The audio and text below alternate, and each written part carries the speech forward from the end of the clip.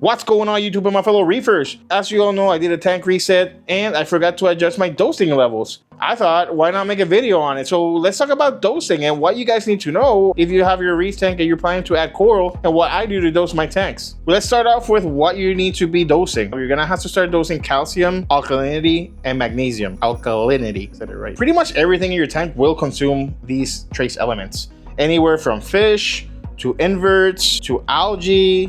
Your skimmer could be pulling some elements out as well. Evaporation could also affect those trace elements, and even water changes. So let's start off with, my recommendation is get test kits. Please, if you're thinking about getting a reef tank or starting off a reef tank, buy test kits. Just do it, okay? It's super easy. It's not time consuming. You will need this. Without this, you are not gonna succeed. I'm so sorry. And if you don't like it, then this hobby's not for you. But you need test kits. And what test kits do I mean? Salifert test kits, I think, are great test kits. They're really inexpensive and they're really accurate. And I've even seen SeaWorld uses them for their aquariums, and even some big aquariums use their Salifert test kits. For general starter beginners, you guys don't have to worry about those big intricate test kits where you're testing for literally every little thing. And read the instructions very well, because even if you have the test kits, doesn't mean that you're also going to test properly.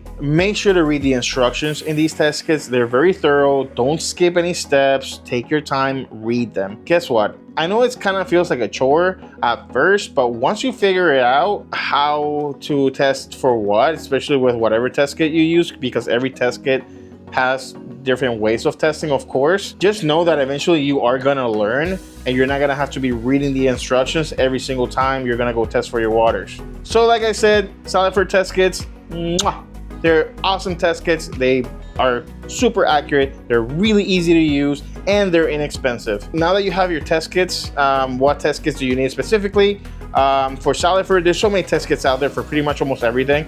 So just focus on calcium, alkalinity, and magnesium. Just keep it simple. Obviously, there's other things you should be testing for, but we're not gonna go over those things in this video. But I'm gonna mention a few, like nitrates, phosphates, salinity, maybe pH. But yeah, that's a topic for a separate video. Okay, so now you got your test kits. Now you're setting up your tank. You're gonna start adding coral. Great. Now that you have your test kits, hey, I'm gonna go ahead and say get a dosing pump. Honestly, the simpler you make this hobby for you, the better. Actually, you are going to need a dosing pump. So I do recommend the Red Sea dosing pump. I have had 0 malfunctions and barely any connectivity issues. And the app is really awesome as well. What do I recommend on using? There's so many supplements out there. It could be a little overwhelming. There's some more expensive than others. There are different types of supplementations like balling systems and complete systems, all-in-one system like the Alpha Reef. And obviously then you have some that are just broken down into separate bottles. There's concentrations, there's powders. It is pretty overwhelming when it comes to supplementation, and for a beginner that comes to the hobby and doesn't know anything. So I'm just gonna keep it really simple. I'm gonna give you my recommendation and what I use. So as some of you might know, I use the Red Sea Complete Reef Care System. It's a 4-part complete reef care that Red Sea came out with last year. It's a brand new product, and I will say I've had a great success with it. And I have no complaints besides the fact that this product really is a great product for stable tanks, and it's a good product to maintain levels pretty consistent. Even though I still have the complete reef care system, I still have the separate bottles with different types of elements, just in case I have to adjust anything. For the reef care, I have plenty of videos on my channel that you can check out, and I go into detail on how the product works. But for beginners, I suggest you getting individual bottles, and Red Sea honestly has great supplement. It's a great brand. So you have your doser, you have to set it up and calibrate it. That's perfect. You have your bottles, you hook them up to your dosing pumps, and you have your test kits. So what now? If you need to start slowly, of course. The way you dose, at least the way I dose and the equipment that I use, is by milliliters, including the supplements. Just read the instructions. They do have recommendations. Let's say if you're testing and I'm gonna give you ranges right now. For calcium, you want to be anywhere from 400 to 450. That's the way that calcium is measured. That's the number that you want to aim for, and most test kits is going to give you that number range. So even if you don't understand what that number specifically really is, you don't have to dive too deep into it. Just read the instructions and just try to stay between 400 and 450. For magnesium, 1350, even all the way up to 1500. For alkalinity uses lower numbers. It's like 1, 2, 3. So it's from 8 to 13. You want to stay in that range. My advice is maybe hit around 10 alkalinity. Just try to be around 10, because if you for some reason have a little spike, you still have some wiggle room there, where nothing can happen to your tank. And if for some reason your alkalinity drops, if you're consistently at 10, you'll maybe catch it and it'll be probably like 7. Nothing will happen to your tank either. Well, not many negative effects, at least if you're in that range. So that gives you a little buffer, because you get a spike or you get a drop. I think 10 alkalinity is my recommendation.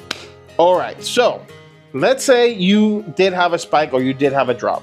Don't panic. If you have a spike, do not touch it. Turn off your dosing pumps, step away, and they will come down over time. You can do that, or you can do a water change. That's assuming that you're using proper salt. Since I mentioned water changes, you definitely want Reef grade salt. Guys, there's salt out there. There's sea salt and there's Reef salt, Reef grade salt.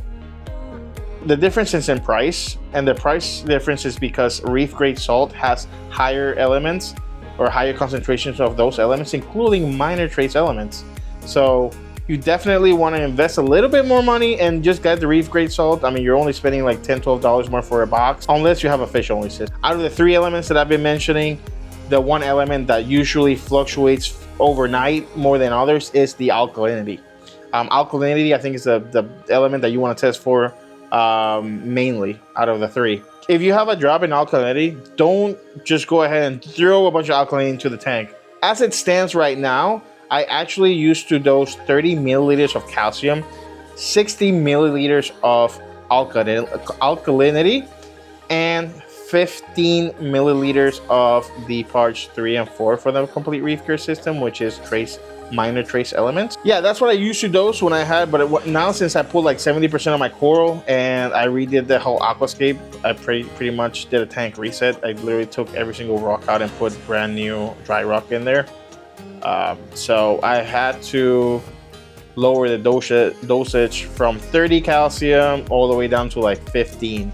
So that's what I recommend. Of course, you can use any other supplements out there. Nios just came out with new ones. A lot of these companies are coming out with minor trace elements now. Nios, I don't know if you guys have seen Bulk Reef Supply. They just came out with a brand new supplement system or program that's really similar to the Red Sea Complete Reef Care. And what I've been noticing is that a lot of these new supplementations are adding minor trace elements into their major elements. And these elements are iodine, fluorine, like bromine, iron, manganese, potassium. Salt is expensive, and if we rely on only water changes to replenish minor trace elements, it can be pretty costly, especially if you want to keep your nutrients up. Besides alkalinity, calcium, and magnesium, there's like 30 some other trace elements, minor ones, that you need, like corals consume.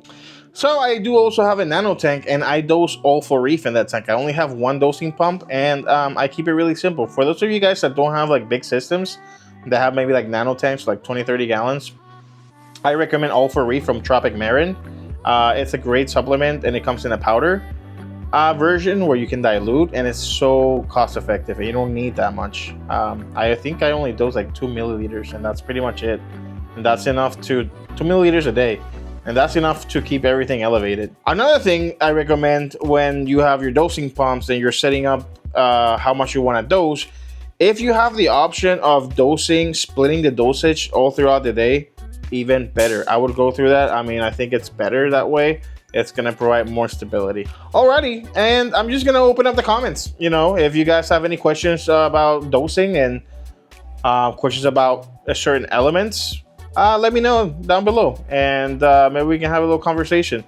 Everybody wants to try something different. At the end of the day, everybody does everything different. With reefing, it's like cooking. So there's not one way. I'm just sharing with you guys what I do, because I have had success. I know that bulk resupply carries a lot of supplements in powder form. There's kalkwasser. You can save a lot of money, especially when you have bigger systems and you're growing a lot of SPS, and those elements are getting consumed very quickly.